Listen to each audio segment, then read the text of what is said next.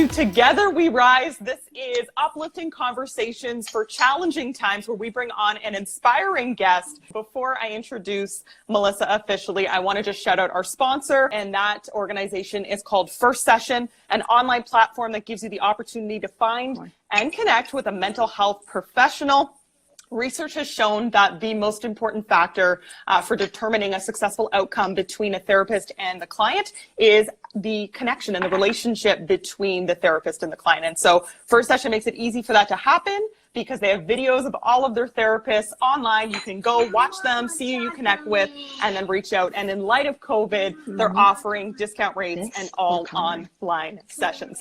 I love this. This is the real deal happening here with our guest, Melissa. I can see you got lots going on in the background. Marquette is there. Hi. She is. She's just finishing her lunch. So the way that now I have to keep her busy is she's going to go color. Well, I see you've been doing lots of things to keep her busy and lots of educational things, which I definitely want to talk about today. So I just want to introduce Melissa officially and read her bio for you. Melissa Grelo is a television host on CTV's The Social and Your Morning. She's the founder of MARQ Designs, a sustainable and gender-neutral fashion brand for children. Melissa is an ambassador for 𝐭𝐢𝐠𝐡𝐭𝐧𝐢𝐬 mentorship and the Campaign for Wool by His Royal Highness Prince Charles. She is also a board member for World Wildlife Fund Canada. So welcome, Melissa. Thank you so much for being here. Thank you for inviting me. This is so much fun. Okay, so to kick us off, wanted to ask you, how is COVID impacting your life and your business? Well, there's the good and the bad in all of this. Obviously, the bad or the challenging is the same thing I think every single one of us is facing, which is this has completely upended our regular routine every single day, certainly Monday to Friday for most people. So kid is at home, no school, mom is at home, just recently, again, working from home in terms of television work. So that's a whole new ball game. I mean, anybody who has to work from home generally or has to do so with children, no idea how any of you are doing it. I really, really don't. It is not easy. So how is that changing my life? It's changing it for a complete 180 there.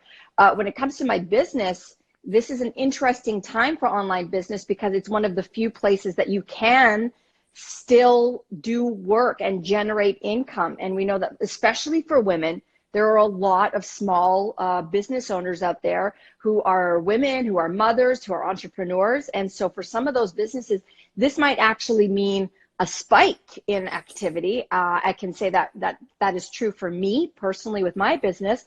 You can't go out and shop in person, but you can shop online. It's one of the last places you can do so. So in that sense, it's great.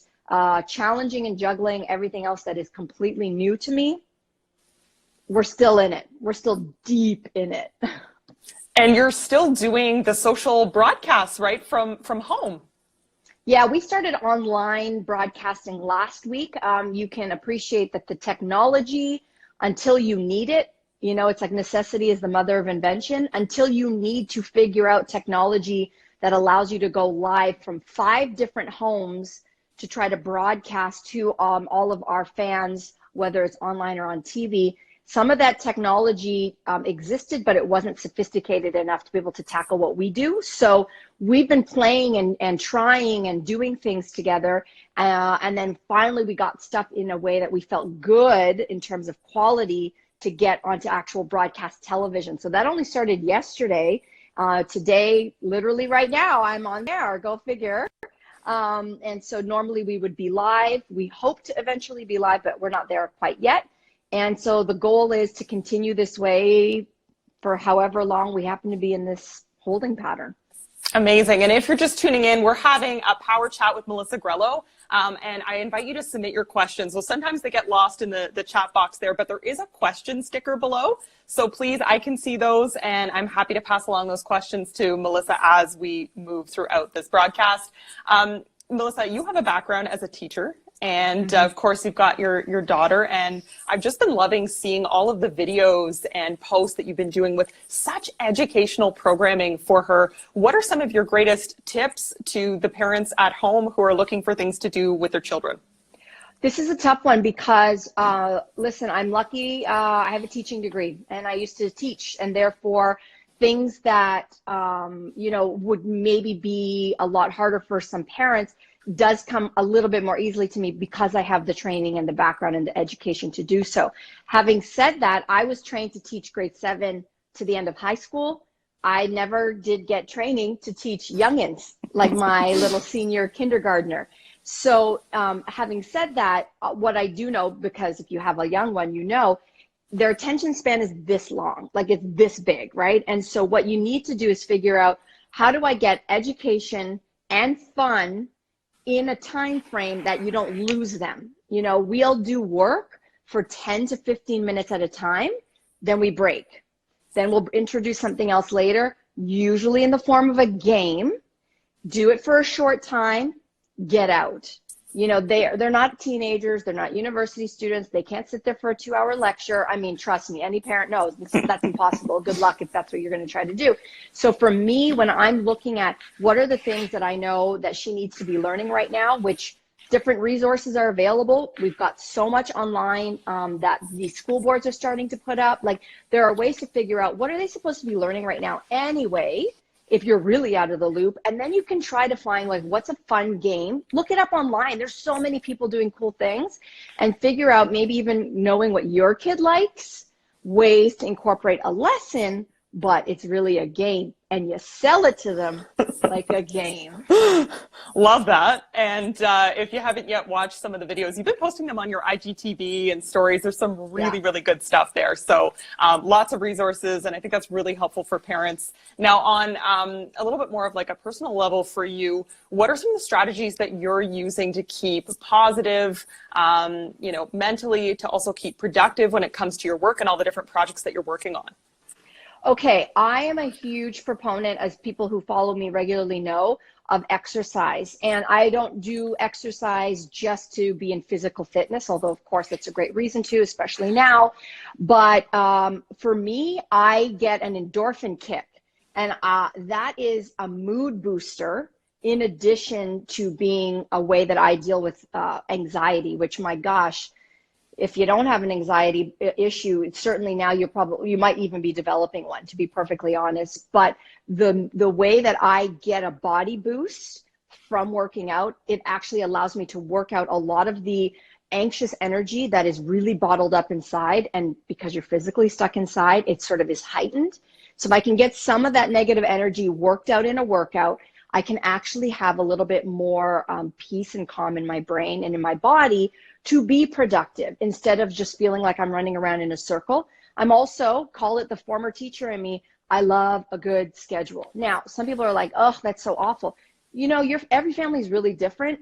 For me and my family, we work well on a loose but firm schedule. So every morning looks the same. Meals together look the same. The times of day when I can try to sneak in education looks the same. Now that we're broadcasting the social again, my daughter knows that she's learning this lesson that when mommy's working, she has to be independent enough to do X, Y, and Z by herself. So carving out you time, very clear boundaries. That's obviously easier for older children, not so easy for younger children. But it is finding some kind of a structure. Otherwise, the day is very long. There is no structure. You feel like there's a lot of things to do, but when am I supposed to do it? So if you can put together a schedule for you and your family, it actually can make a shape out of an otherwise nebulous looking day. That's really good advice. And I see you've been up like early hitting those workouts just to make it fit in. Fit in, because once my daughter's up, she needs me a lot. She's not independent fully yet. And so if I can get that time in whenever, sometimes it's at night these days, which I'm not used to doing. But sometimes I'm like, okay, everyone's sleeping at 6 in the morning. So here I go. This is the time to get it done. So it's flexibility, but certainly in my day, knowing I need to get that workout in to help kickstart, and it sort of sets my day on the right tone. Fabulous. And yeah, we're getting lots of responses. People are really liking that advice. So thank you so much for sharing that. So you are an ambassador for the World Wildlife Fund for Canada. And I saw your recent post and announcement that the CN Tower climb is actually moving to a virtual platform for this year. That could be a great incentive for people to get their fitness in. So can you tell us a little bit more about that and how we can participate?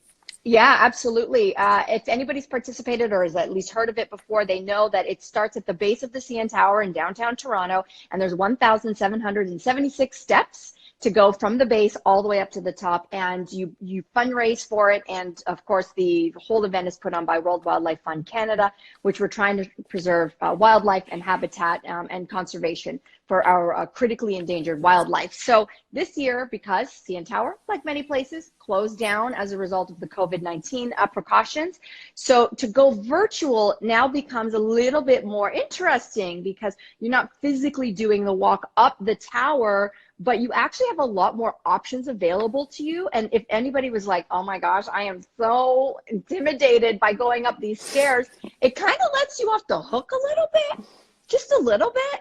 I mean, I've done it, and there's little kids who do it. There's all kinds of abilities who do it. It's possible, but now you can say, okay, maybe it's going to be a walk in nature. Maybe it's going to be a walk around your neighborhood. Maybe it is deciding, okay, I'm going to go around my block the equivalent of what that would be, maybe 20 times. So you can actually get creative. The whole point, though, this Saturday when it happens is I will be cataloging my walk live. So wherever and how, because I haven't actually figured it out yet. That's a little secret, Kate. I don't actually know what I'm doing yet, but I've got ideas. The point is I've got ideas, but I really, really want to make it fun and interactive while I'm doing it. So I'm trying to figure out how to do both at the same time. So that's just the way to connect in real time. We've had amazing donors. People on our team have raised a lot of money because people out there who are passionate as I am about nature and conservation, man, people stepped up. So I really want to do right by the people who've donated so generously to the Social Climbers, which is the name of our team. So I got to do something, like I'm on the hook and I got to do something good. Can we still donate? Is that still open?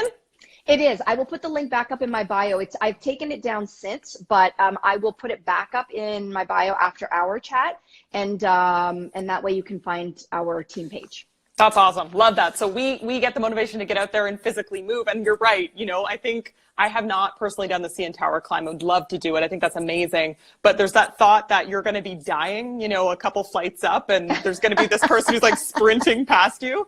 So we don't have to worry about that now. Don't even have to worry about it. Virtual, and we can also, of course, support and donate to the World Wildlife Fund, which is such a great cause. Well, Melissa's got amazing advice. We do try and keep these to like a power interview chat. And for those of you just tuning in, we are actually screen recording this whole session. So we'll have that posted up afterwards if you want to go back and listen to some of the great advice that she had to share today. But I want to move to our lightning round, which is 10 quick questions to get to know Melissa a little bit better and have some fun. So, Melissa, what makes you a good person to be quarantined with? I used to be a teacher. That's good. Keeping the children entertained and informed. That's right. What makes you a not so great person to be quarantined with? Oh boy, some people don't like too much structure these days. And like I said at the top, I'm a schedule girl. And how about your favorite quote that you keep in mind to keep you motivated? These days is, this is a gift. Like that. How about your go-to pump up song? Oh my gosh, these days it's an old club tune. It's an old club tune, stumbled upon it the other day on my Deep House Essentials list. It's Fired Up. Okay, Fired Up. I like it. Oh my gosh, it's a banger. Your current at-home workout? It's always been circuit training, so a combination of weights and cardio. I'm still addicted to my Peloton bike. Yes, and I just found out people can follow you on that and actually see what you're doing? Yeah, I'm private, guys. Oh, okay. I'm private only because there's some things I need to figure out on the privacy side, but I mean, I hope to open up publicly soon, but yeah. Okay. Right now you can't find me, I don't think. All right. How about your go-to healthy snack? Oh my gosh, chocolate chip rice cakes lathered in peanut butter. That sounds amazing. How about a book recommendation? I'm reading Jessica Simpson's memoir right now, open book. So good. And I'm telling you, we underestimated her. I sure did. So quite surprising. I wasn't expecting her to share as many details as she shared. 100%. Right out of the gate, too. You're like, wow, we're starting strong. How about Netflix show recommendation? Right now, like everybody, I'm into Tiger King. Yeah, I wanted to hear your opinion on that, actually. I don't want to I'm not all the way through, so I have to wait to reserve judgment, obviously, until I finish the whole thing. But in terms of animal conservation and, you know, when you hear the stat that there are more big cats in captivity as private exotic pets in the world than there are actual tigers or big cats in the wild, I mean, so your head just goes, what's happening here? So I'm trying to wrap my brain around this otherwise insane story. That's actually kind of really topical related to the upcoming Virtual Climb and World Wildlife Fund. So yeah, there's a lesson in there for all of us, I think. Yeah, there really is. Now, I know you probably do not have extra spare time right now, but this question is sort of along the lines of, is there any new skill or hobby that maybe you've wanted to try or something you've been meaning to do that now that we're kind of in this COVID state, you might do? You're right. I have no time. So what would I want to do? I'm fluent in French, and I also took some Spanish in university. So I think I would like to revisit some Spanish and get the rust off a little. At this point, I just don't know when or how I'm going to do that, but that would be like languages I love. So maybe that's something.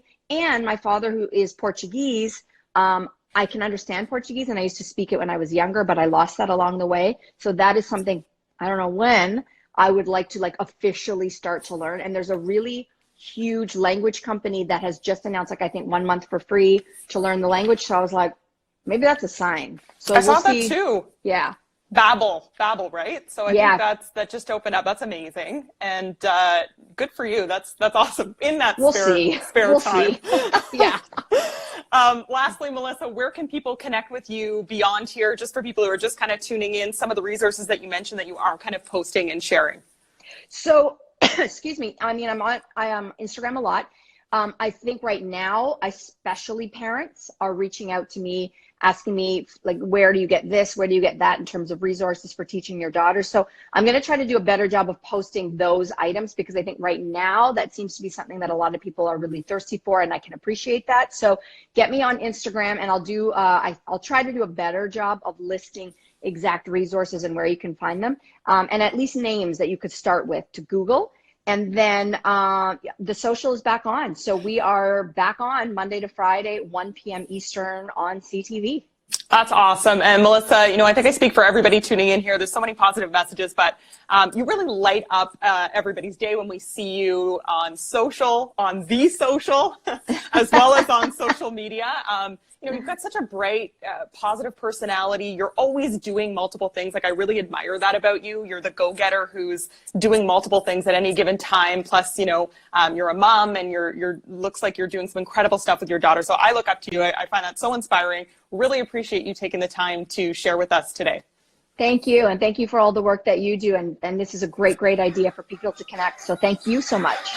I'm going to let your girl J-Lo carry us out. Thank you so much to everybody for tuning in. This is Together We Rise, uplifting conversations during challenging times. We're back every day at 1 p.m. Eastern Standard Time with an inspiring interview like today's guest. Shout out to our sponsor, First Session. Everybody have a great rest of your Tuesday, the last day of March. Let's make it count. Bye.